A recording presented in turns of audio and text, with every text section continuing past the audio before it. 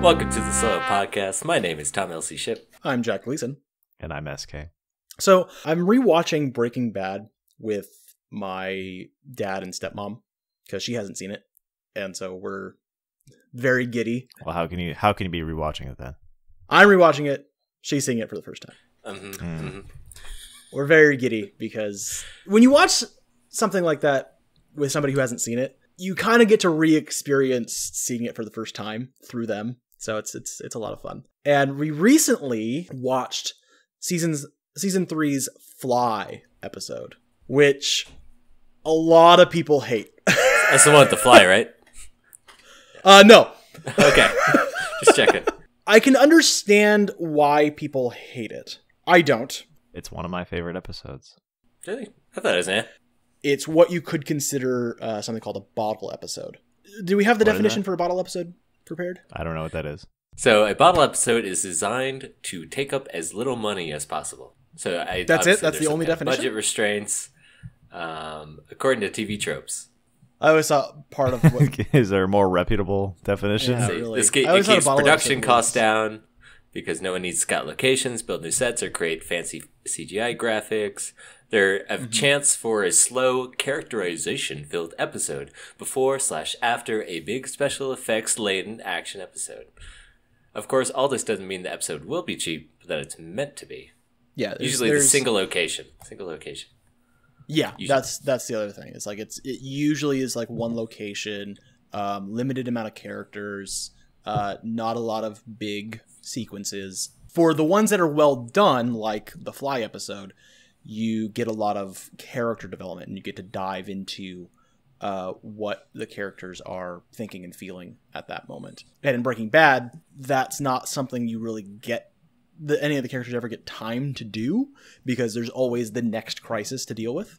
So the Fly episode really functions as a nice breather to let Walt and Jesse finally like talk about, say, Jane and Walt basically having lost his family. It's a really powerful episode. Walter talks about, the exact right moment when he should have died. I didn't know that there was a name for that. I'm familiar with episodes that have limited sets and limited budgets, but I wasn't aware that there was actually a name. Yeah. I I think the idea is that it's contained within a bottle, essentially, is the metaphor. Oh yeah, bottle the ends. Yeah. See, it's good to have that, I guess, in Breaking Bad. Yeah, because they have so much action and shit going on, and it's like Breaking Bad still is able to communicate these depths of characters. I don't know. What did you feel about that episode? About what did it reveal about Walter that wasn't already communicated, and about Jesse and their what grew out of it? Well, one thing that really is solidified there, in the episode where Jane dies, the end of season 2, Walter is talking to Jane's dad in the bar, right, which is something he tells Jesse about in the Fly episode as well. And he talks to Jane's dad about, his nephew, essentially, right? And how basically the result of that conversation is Jane's dad telling him, you don't give up on family. And so that's why Walter goes back and he wants to talk to Jesse, but then they're both, high, and then Jane dies. But he wanted to, make sure basically that wasn't going to happen to Jesse, right? And ultimately he kind of did by letting Jane die, right? That was the decision I think he made in that moment, and he stands by it, right? He hates that it caused Jesse pain, but ultimately it made Jesse go to rehab and get clean and get better, right? Just reminds me of the irony that it was going to be their last, high. Right. Just the add-on to the heartbreak. Thanks, right? Yeah, but I think a lot of it was the last high. I think a lot of drug addicts say that to themselves. Yeah, this is always the last hit. Yeah. After this one. This one's going to be incredible. Until you come down.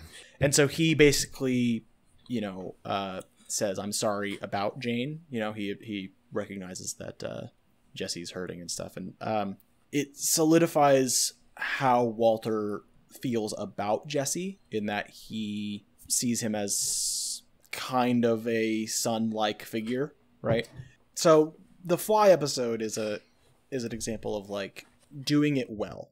we don't necessarily have to go into all the detail, all the like metaphors that the fly actually represents, but on the surface level, it obviously provides a reason for them to be in the room together and talk, and it, again at the surface level, kind of represents the literal bugs that are in the lab. But there is, the episodes, not in Breaking Bad, but there are the bottle episodes that are not done well, and I think a lot of people who aren't able to read into some of the deeper things that are going on in the Fly episode see it as that same type of thing.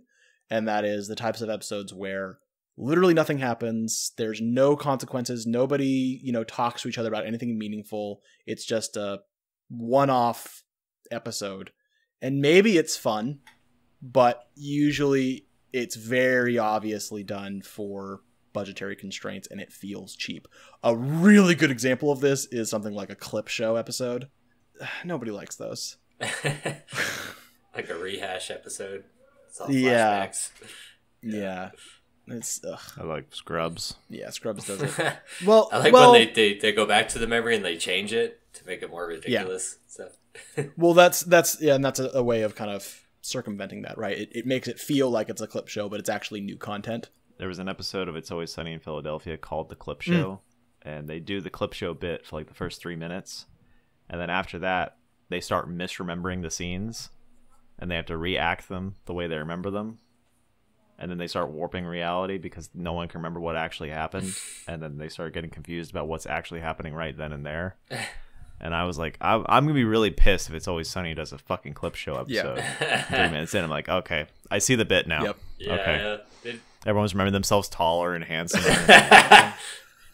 Yeah, they do something like that in Community, too. They had an episode about exploring how the same game board event night could have gone differently if, like, the dice roll in the game rolled differently. They go through all these different perspectives in the same room. So it's a really interesting technique you can really play around with the bottle episode. It's like get the full capacity out of the space. I feel like it's dangerous. It's dangerous. Because I love It's Always Sunny, and that shit was gambling with me. I was going to skip that episode if it was a clip show. Yeah. And the first 3 minutes, I was like, come on. Don't do this. Lazy writing. You come to expect it in a lot of shows. And, when I watch Scrubs, if I ever watch Scrubs again, it's always a skip. I forget which episode that was that they did that. I don't remember, but there's a lot of music to it. That's right. That's right. Oh yeah, I think it's like the end of season 1 or something. They do it. Probably. Yeah. I don't know. Probably it's like a all the JD's. Yeah. All the fucking. How do I get laid? Let's remember all the times I got laid in the hospital. Yeah. It's like the dude talks about never getting ass. I know, right? And he gets an obscene amount of ass. And the workplace, no less. In the workplace. I'm starting to get the idea of this. I'll agree that when a bottle episode is done well, it's great for character drive.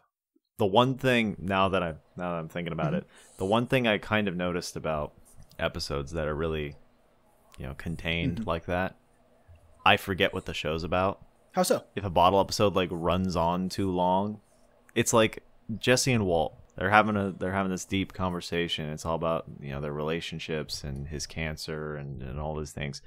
And by the end of the episode, we kind of have to come back to reality and realize that the plot is still happening. Right. And they have discussion about Gus or whatever. And it's like, oh yeah, this show's about meth. Right. The show's about drug dealers. I feel like if those episodes are like too intense, I forget what the show's about. It's like, it's cool for characters. Right. It's a really cool character study, but I feel like the danger of that is just, what the fuck am I watching? Yeah. Because it stops being Breaking Bad. I think it's a break from the actual flavor of the show. Right. No, I think that's a valid criticism. I think that's why you can't do them very often.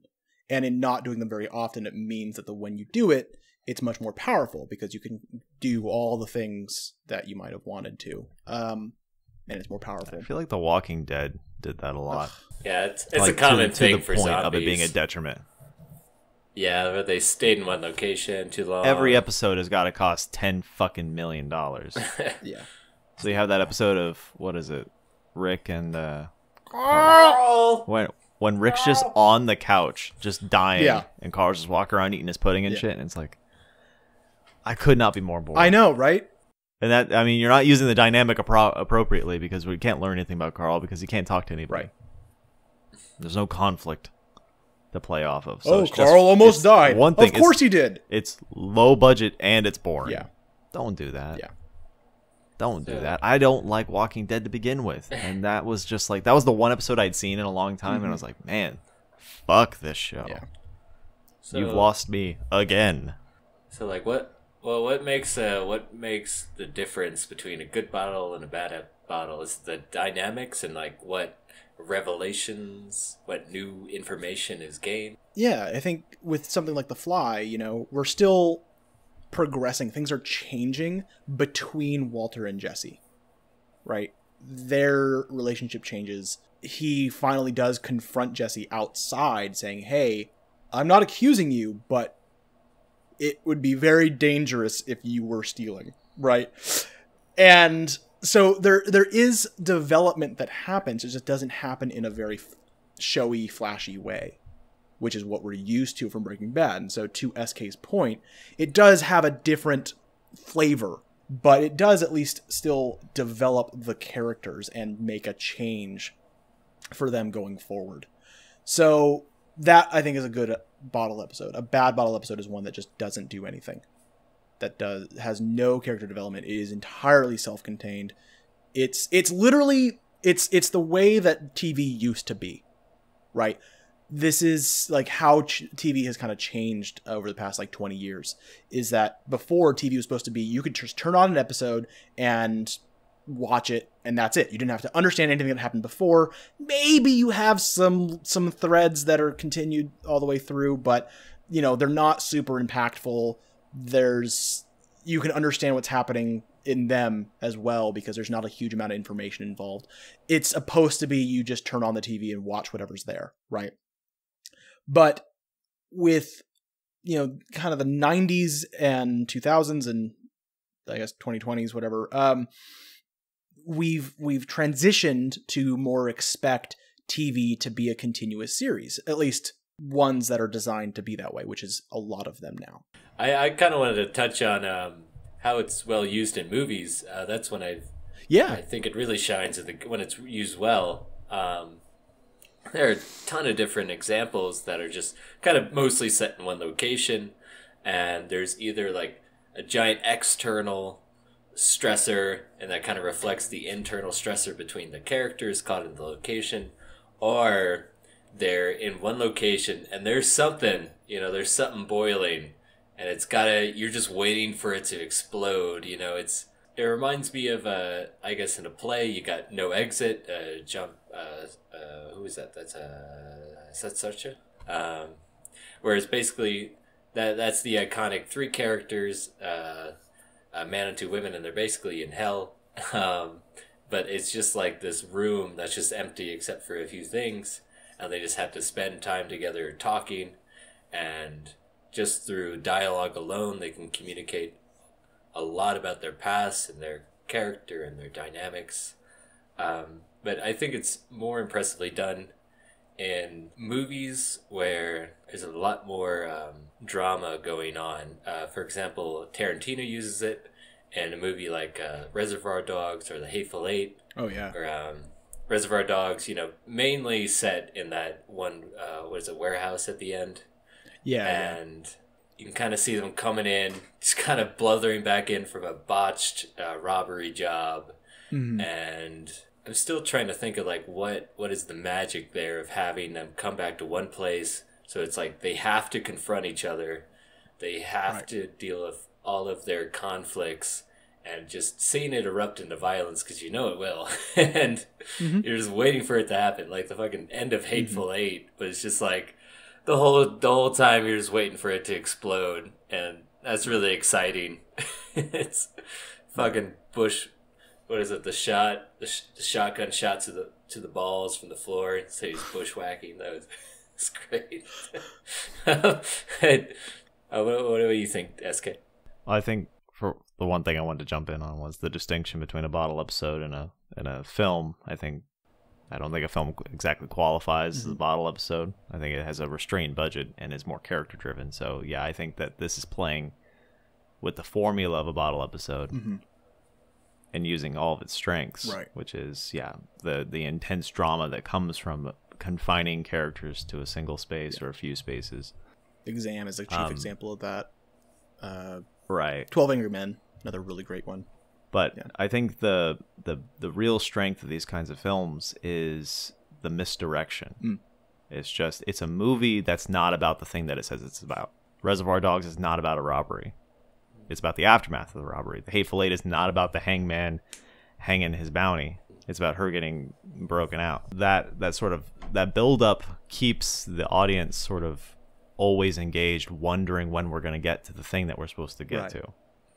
When do we actually get to see her hang? And by about halfway point through the movie, we realize, okay, it's never going to happen. So now we have to invest in what's going on. And we like the characters enough, if they're well written enough, that we are invested in what's going on now. Yeah. It's very moment by moment because it's all, you have to pay attention to what the characters are saying and what their motivations are. Like Romero used it a lot for his zombie films, like Night of the Living Dead, and you get to see all their tensions just kind of explode. I think one woman just runs out into the zombies, and others like tries to take down the protagonist, and every line is just loaded with something, and it feels like you're figuring it out. You're figuring out these characters as they're figuring out each other because they're strangers, and they're trying to figure out, okay, is this guy gonna fuck me, or do I have to fuck him first? And same with Reservoir Dogs, and it's like the dialogue has to be, because it's bottled, it's so enwrapped in each line of dialogue that it becomes an excellent opportunity to build tension within the dialogue. And it all feels really personal. Like the character interactions are not about the subplot, which is supposed to be the main plot of the film. It's about their interactions. So when they're talking, it's not loaded by the situations we don't get to see. It's loaded by how they actually interact. So when people hate each other, they really hate each other. And they're usually in some kind of dire situation. So the veneer of, pleasantries and complacency and society kind of fall away. These people have to interact with each other and get what they want. I think the 12 Angry Men situation is an interesting version of that because of what's at stake, right? They're having a discussion about someone else's life. Yeah. A young man, so accused of murder, I think. Yeah. So you throw away the pleasantries of, well, I think this and I think that. It's like, no, this is about values. This is about my values. I think he deserves this. It's definitely in contrast to any other type of story that is not, a quote, a bottle episode or that structure.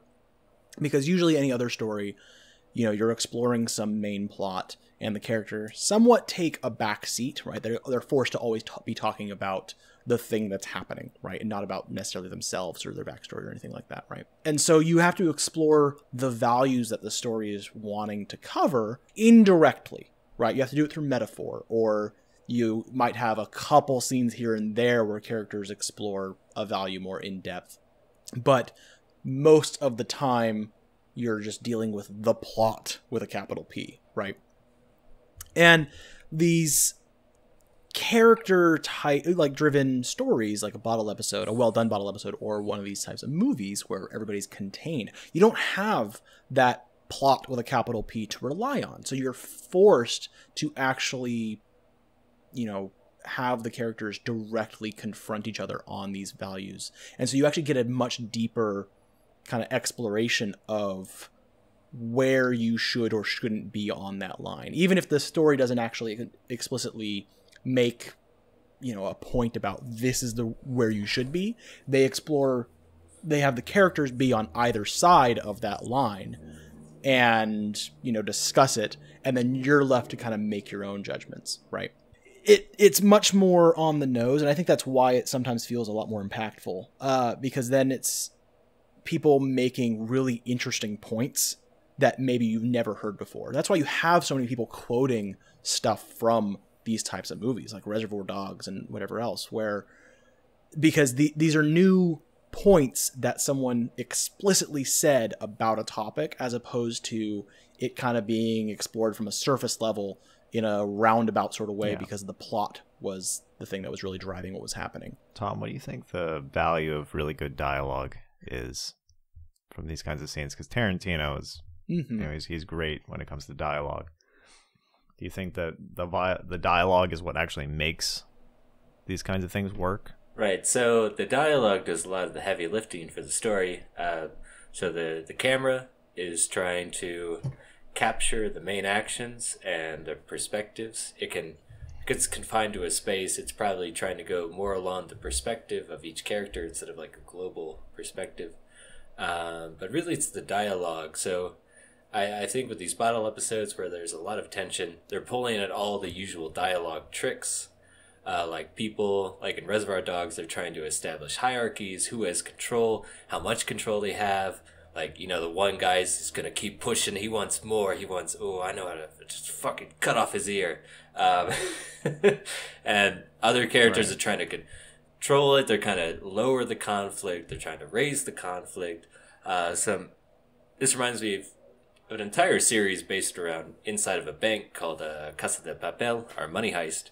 And so you see all the things of dialogue that make good characters, like misdirection, make other characters think they're going this way or trying to earn their trust. There's other characters that are telling gossip and secrets, maybe in another part of the room about another character. So with the bottle episode, you really get to pull out all of the tricks that are make good drama through dialogue. Mm-hmm. Because they're not trying to get somewhere and get something done. It's all there. Right. It's all about the dynamic between the two characters. And I think that's sort of the piggybacking the traditional scene description of just time, place, negotiation. It's nothing but negotiation. That's all the characters have at their disposal, is to argue about things. Right. It's all about that exchange of power. And because we don't have sequences outside of the room, whatever the room is, to kind of transition us from one character to another, it's just this constant exchange of power. And it's like, I think it's kind of like sitting at a family gathering and watching the kind of oldsters argue. And it's like, okay. The patriarch arguing with his sons, and it's like, okay. This is kind of entertaining. I wish I wasn't here, but this is kind of entertaining. You're just sitting there sipping your Martinellis while everyone else is just fucking slamming beers, and you're like, okay. Cool. I'll remember this, and I'm going to internalize it, and it's going to fuck me up. Yep. Hell yeah. Hey, yeah. Your two uncles saying, "You want to step outside?" Want to step outside, uncle? You got uncle. Please. Could you? Yeah. Could you please? Elf is on, and I'm trying to watch Elf. I think with the bottle episodes, it really highlights too weaknesses, and because they're trying to negotiate. So I'm sure each character has their own strengths or something they bring to the table, but also there's a weakness, and other characters are probably trying to either figure it out, or they're trying to protect it, or there's all of the aspects of a character there at play, almost all at once, because they're trying to negotiate with each other, probably within limited time and space. So they're going to see, what makes this guy tick? How do I make him not explode? Or how do I take advantage of this person? And that's just always interesting to see in a drama, or any kind of it's really intensely personal. Yeah. That I think that's kind of the difference between the film version of this and the actual bottle episode, is that in the bottle episode we do have the plot to piggyback off of the other episodes. So I think that in the character driven element, it can be more reflection than it is actual conflict. Right. Because I feel like in a lot of those episodes we get a lot of monologues. Yeah. People just go on and on about things because they're reflecting on themselves and learning about themselves because they have nothing else to do. And in a film, this is all we get. There's no other context. So we have to keep the tension high to keep learning things. There isn't time to learn and then reflect. I think it's just so good to get those kind of moments, though, because imagine if you just never had a scene where Walt and Jesse talk about Jane. Walt was pretty much as directly responsible for for her death as somebody could have been.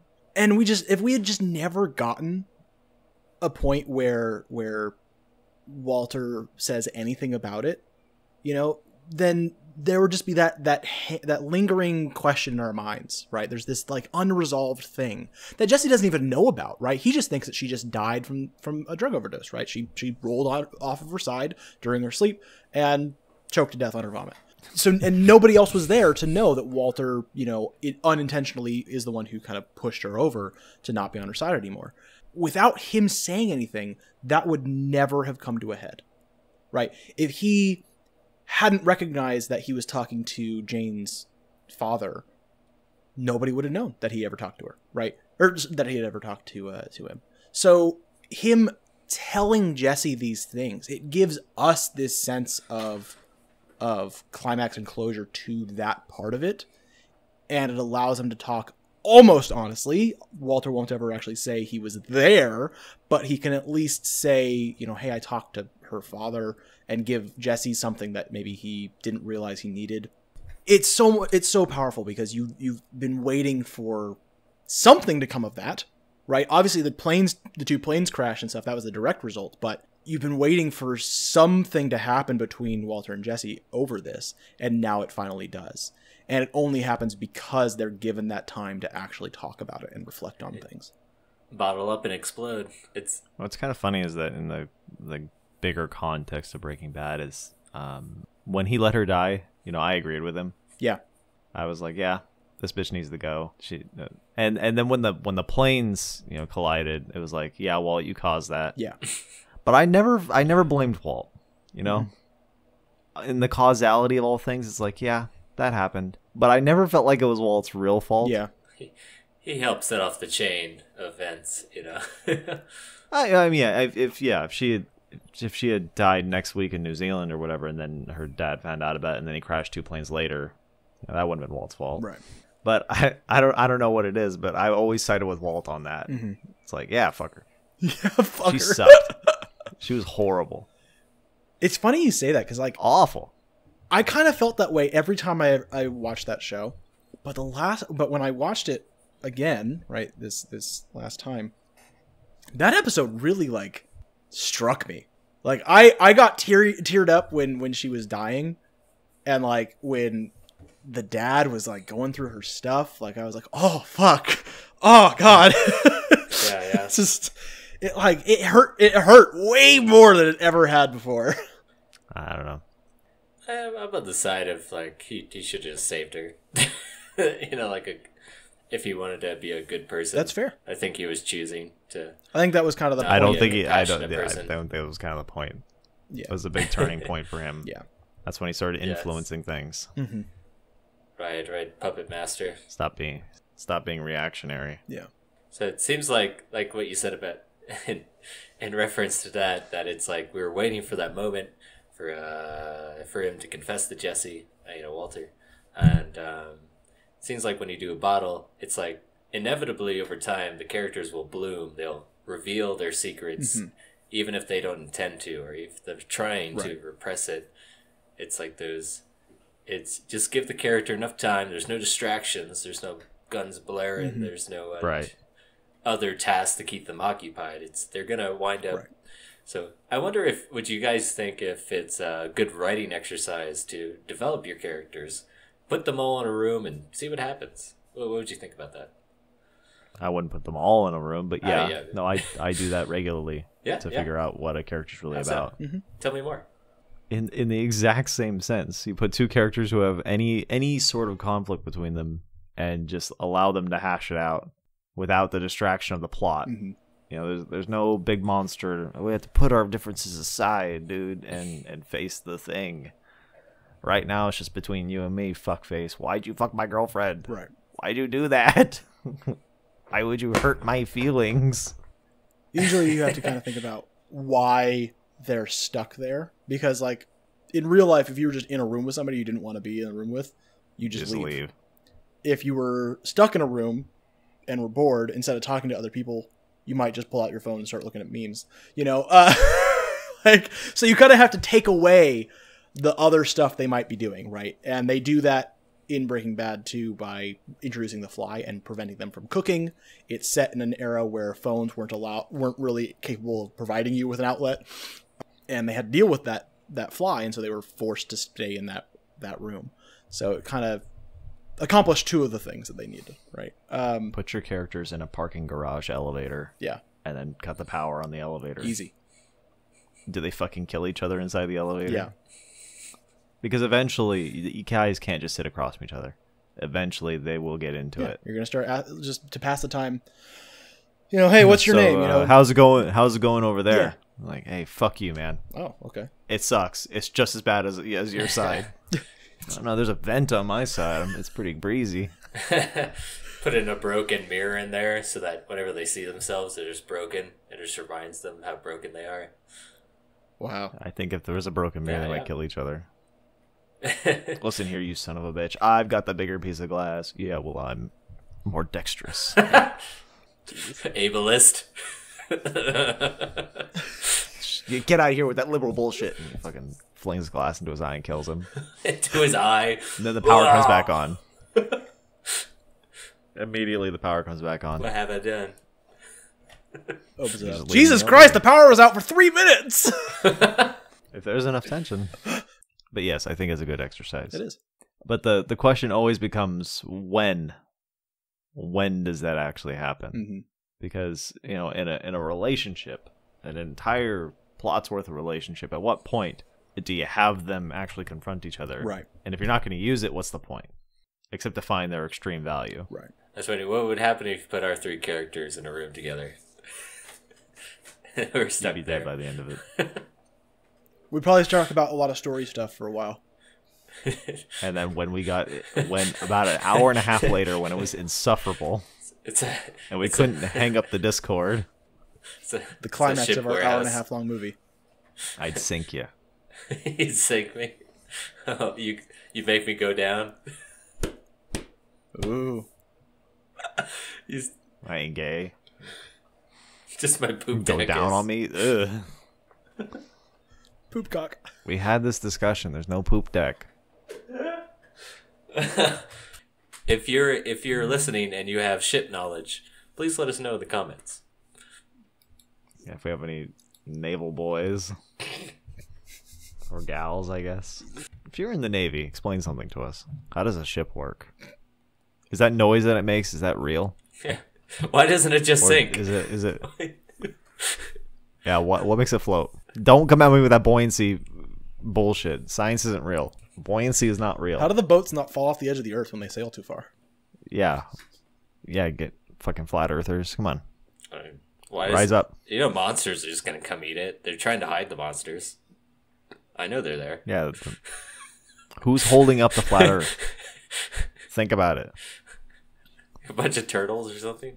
Ooh, that reminds me, Solaris, or spaceship movies. Those are good bottle. I'm sure a lot of space shows do it. Yeah. This bottle episode, like being stuck in a spacecraft, and like you're trying not to make eyes to the sexy, robot assistant. I wasn't gonna bring it up, but a lot of horror movies are bottle episodes that are done horribly. Yeah. Oh, well, Because they don't do the character thing. right. They try and ham-fist a grand plot into the fucking haunted house. Oh, this is where she was killed by the insane preacher, Father Fuckface, in 1790. It's like, oh wow. So are we banging here or not? That's the inevitable plot of any horror movie. It's just there's a bed in here. Someone's got to fuck on it. We're trapped. There's in a this ghost room who's going around killing our friends. We haven't seen 3 of our friends all night. Time to bang. Yep. Time to bang. Sounds like we're not going to It's get in the interrupted. What are they gonna do? And he's a priest. He'll avert his holy gaze. Yes, of course. Hide your Christian eyes. Oh, I'll let them finish. He's got the hook. I'll give them a minute. This is the selling point of the movie. There's a whole show. Well, many, but the one that I'm thinking of is Stargate again. The third Stargate series called Stargate Universe was basically take a bunch of people, trap them on a spaceship that is going through the universe, and make them interact with each other. And that's the whole premise of the show. It's very different from the other 2 that had existed, and that's why it didn't do very well, because people were like, why isn't this as much action adventure and more character driven? I don't like this. It was also darker, but there's a lot of fanboys. Is that how they sounded? That's exactly Did how you they talk to a lot of them? Yes. If you didn't like Interview Stargate all Universe, it's because you're a fucking idiot. But yeah, the whole show is like that. And it's great because they actually do it well. I mean, there's plenty of plot. Like there's tons of plot that happens in it. But most of it is them just trying to like survive day by day, you know?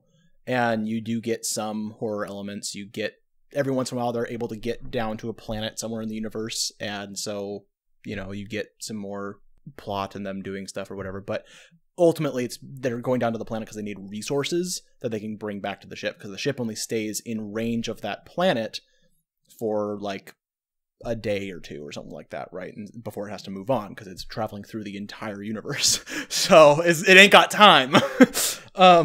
Yeah, it's really cool. Kind of it forces them to be in an enclosed space, but also provides them with a way to kind of get out of it and do some other, you know, other sorts of not quite as enclosed plot type stories. And so it was a really cool dynamic. But it got canceled after 2 seasons. I was very upset about it. But it does a really good job of doing that. We should try to write one. Let's try to write a bottle episode.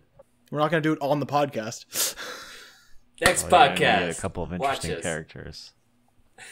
I'm not having a part 2 to this. I think something else to be said about it is, like, we were talking last time briefly about, you know, scenes and, well, obviously we were talking about like conflict in scenes, right? The last episode.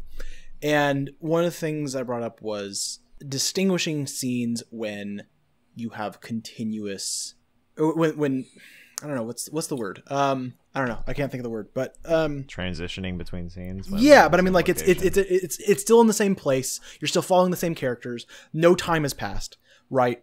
You could think of a bottle episode as one very, very long scene, right, where the whole thing is just one giant negotiation. But like I said last time, really, there's a lot of different scenes. There's different topics. Yeah, I wouldn't say it's one negotiation. Mm-hmm. I wouldn't say that's one scene either. There's usually a transition of some kind. Yeah. Often it's simply just they've resolved some negotiation, and there's like there's just a pause of them not knowing what to say. There's some moment of brevity where they would cut another scene in if they had one to cut in. Right. They just don't. So if you're going to do a bottle episode, you would still have to do all the same things that you would do when you're planning out an episode or a story. It's the same thing. It's just always in the same place with the same characters, usually. Just keep that in mind if you're going to write it. Thanks, Professor. You're welcome. Well, Tom was one who's talking about, I want to do this. Yeah, I kind of want to just go and try something. I think characters. We have to do an episode on characters and how to make them good. From the start or something. Well, who's up next for picking the podcast episode? Sounds like it's you. Okay, there's only going to be like 2 options. My thing or just a random one about poop. I think you're going to take the poop episode. Poop in stories. How often does it appear? Poop. Well, relatively frequently. Seeing as we poop every day, characters as well poop every day. Although it's not often mentioned in stories, which is kind of a flaw in stories if you think about it. Because everybody poops. You think it's that funny. Poop would be more current. Wrap it up. The book I'm reading right now just talked about pooping. Yeah. It happens. Wrap it up. All the characters poop. Everybody poops. Everybody's got to wrap it up too. Thank you for joining us on the Soil Podcast. This has been a pleasure talking about bottle episodes. If you have any favorite bottle episodes of your own or favorite one location stories, please let us know in the comments. If you're listening to us on one of the podcast apps, leave us a like or whatever it is that you do on those. Subscribe or whatever. If you're on YouTube, hit that like button, subscribe, do all the things, leave a comment like Tom said. And thanks for watching. Thanks for listening.